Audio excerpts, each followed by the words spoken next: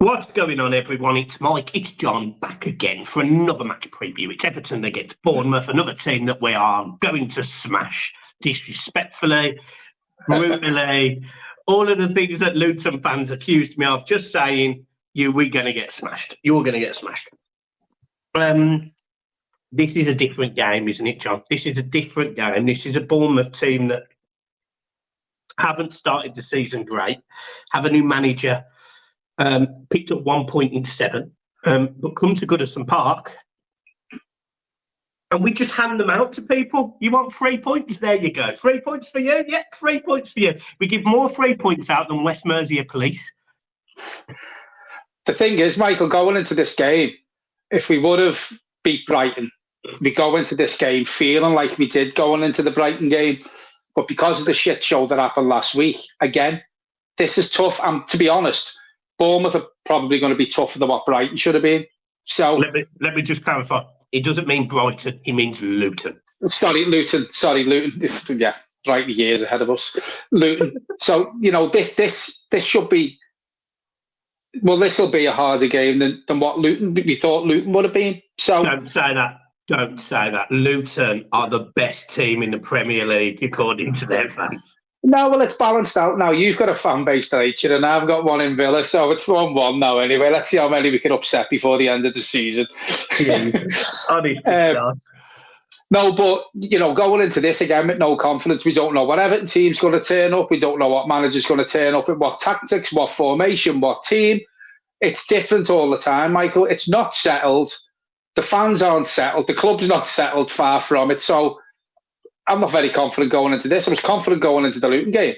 But again, with 4 losses at home in Goodison, we've scored, I think it's 1 goal. This is another game that Everton could easily lose. And I'm not confident going into it. So, let's just see what happens on Saturday. But I've got a completely different mindset going into the Bournemouth game than what I had going into the Luton game. And look what happened there. So, fuck knows. Who knows? Who knows? I couldn't agree more, and I think the problem I have with this is it's as you've just said, it's the swaps, it's the changes. It was, for example, the Wednesday night team, Onana and Garner looked fantastic in the middle together, and it's not like they were playing against better players. Now, this is no disrespect to Luton, but I am pretty confident Luton fans will accept their midfield is not as good as Aston Villa's. But if you are one of those Luton fans that believes your midfield is better than Luton, you're not going to be like what I'm about to say. But Onana and Garner did really well against a decent Aston Villa midfield. And they should have played against a championship.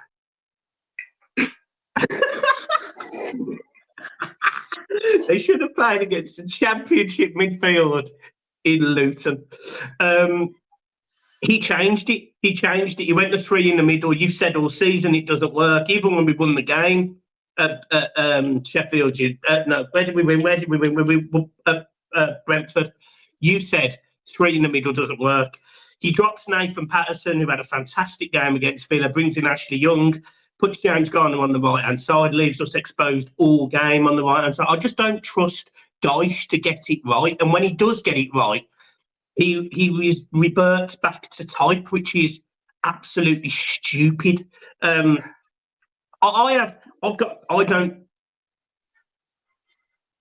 don't think at home it can get any worse than it has. But the thing is, Michael, if he starts that midfield 2, like he did against Villa, against Luton, and against Bournemouth, we're looking at 6 points. But we should be looking at 6 points. We know for a fact he's not going to play Amadou Onana and James Garner in the middle. I can categorically say that now.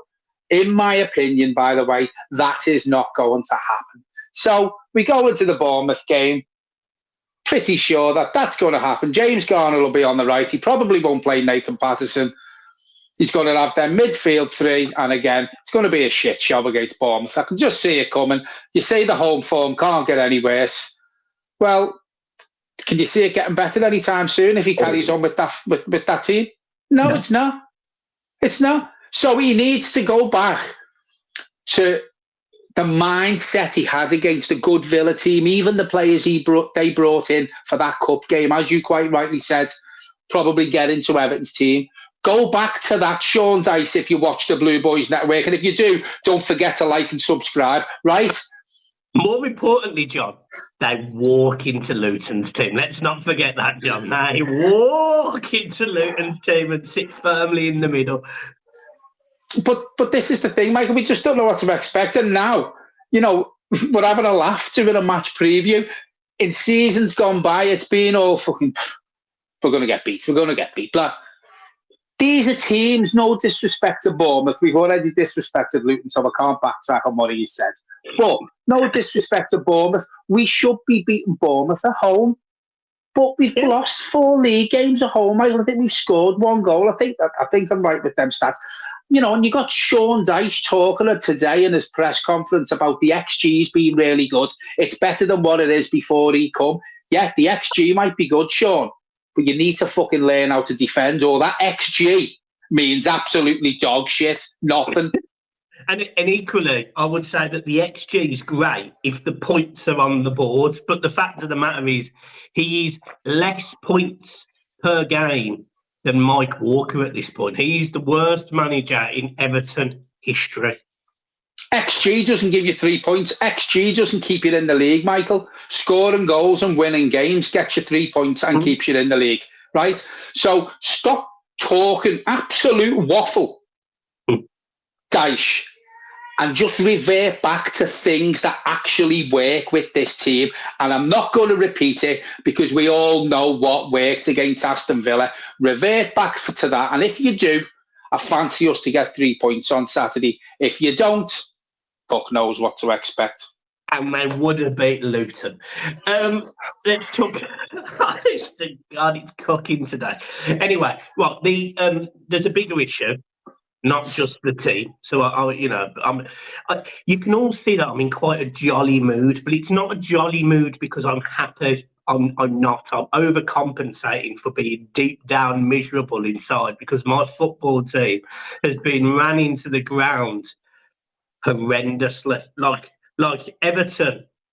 Not just the team, it's the club, Michael. Oh yeah. It's everything. It's everything from the tea lady to fucking Beto. It's shit. God, Jesus, here we go.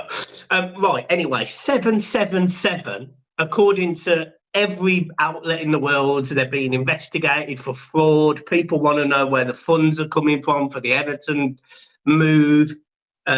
People are talking about the Josh Wanda and Don, whatever his name is, about court proceedings in America. The Esk did a piece. He's spoken to a lot of fans at this point. I don't think this is a good... We've got no option, but I don't think this is good for Everton. And actually, do you know what? I'll go further than that. I actually think this takeover is going to collapse. No shit, Sherlock, that it's not good for Everton. Right. What I will say is, I think it happens for the simple fact of the matter. Machiri wants out that much. He's not bothered who this football club goes to. And I've said in previous videos, it's not as if investors or people who want to buy the club are booting down the doors at the Liver buildings. They're not. It's the only option on the table. He wants out as quick as he can. And as much as he wants to be out of this club, he's just taken this group of 777 and letting them do their due diligence and they could do what Liverpool did when they won the league. Instead of booting the door down, shoot fireworks at it. But yeah, but this is the thing, Michael. As I said, there's not many options on the table. So what can we do? I mean, you've just said you think it collapses. I actually think it's further on than what we know. As I've said, the first thing that normally happens is proof of funds. It's now in the hands of the Premier League. So obviously there has been proof of funds shown. That's being accepted.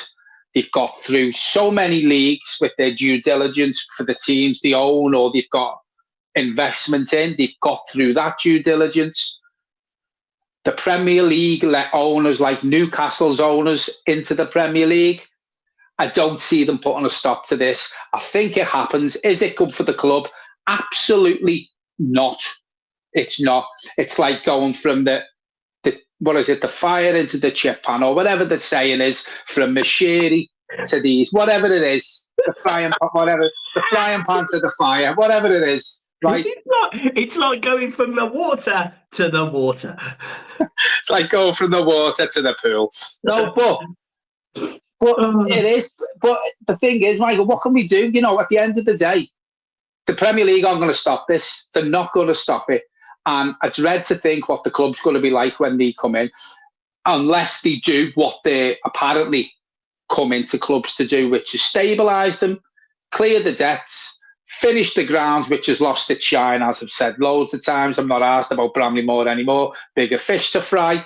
If they come in and they stabilise the club, if we're in the Premier League when Bramley Moor's finished, hopefully we'll have more investors coming in for us who know what they're doing without all this shit in the background going on.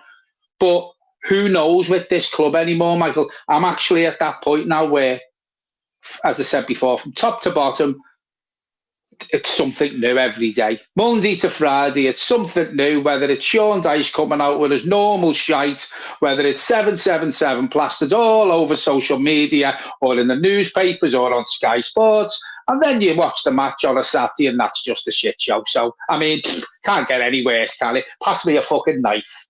Brilliant. Sign up to Blue Boys Network and watch John absolutely mutilate himself. It's fantastic. Yeah, I mean, you've just nailed it. I'm not even going to mention anything else. You've nailed it.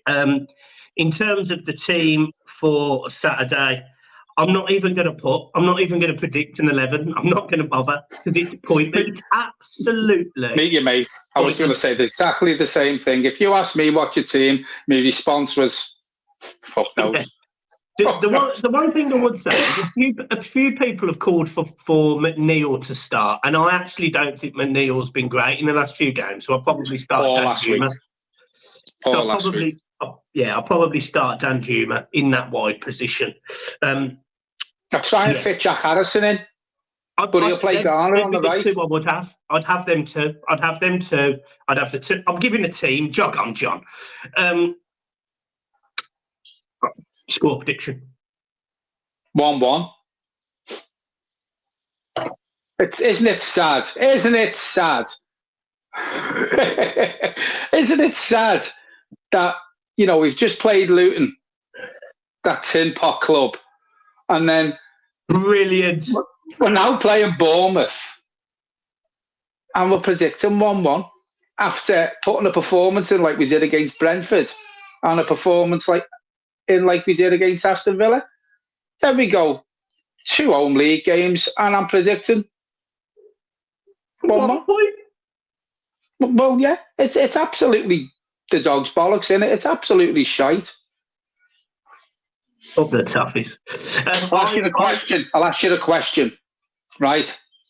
If the unthinkable happens and we get beat on Saturday, what happens with Mr. Dyche? I don't know. I mean, I would have sacked him after Luton. So, I mean, I really don't know. As we said, you can sack him. Who's got the authority to sack him? Is there money to sack him? But who's got any authority at the club? Who's doing the run of the club on a day-to-day basis? Sean Dyche's getting a free ride at the minute. He doesn't get this anywhere else, Michael. He knows his job's safe. He's got his feet under the table because he actually doesn't know who his boss is. Oh, yeah. I mean, he's loving life, isn't he? He's loving it. Brilliant. What a catch. Yeah, it's just a shame it's fucking ugly. Thought we fucking ear it fell off then. Everything went quiet. Yeah, I mean, it's a joke. It's a joke. I've got nothing else to say apart from I'm not confident. I'll be there. I'll see you all on Saturday. I'm going to the Segura before the game. Looking forward to it. If you subscribe to the channel, I'll see you there. And apart from that, up the toffees. He finished eighth. He finished eighth for the worst squad of players. So come back, Sam. All is forgiven. And I know I'll get shot down for that. But if I done a poll now on Twitter, keep Dyche or bring Sam back, it'd be very close. Be very close. Do it. Let me see how much hate you get in the comments. I've been funny. I fucking get it every video on Twitter anyway. So it's made me laugh over the last week. Some of the comments I've received from fans, it's been brilliant. I've thoroughly enjoyed it. I got threatened last week for someone to smash me head in. I don't know how much of this video I've had to cut out, people. So this might be 17 minutes long. It might be 11 minutes long. But either way, me and John have had a blast. Yeah, don't forget, folks, subscribe if you don't already and hit that like button. That means a lot to us. So hit that like button and keep the views going on the channel because they're massive lately. So thank you very much.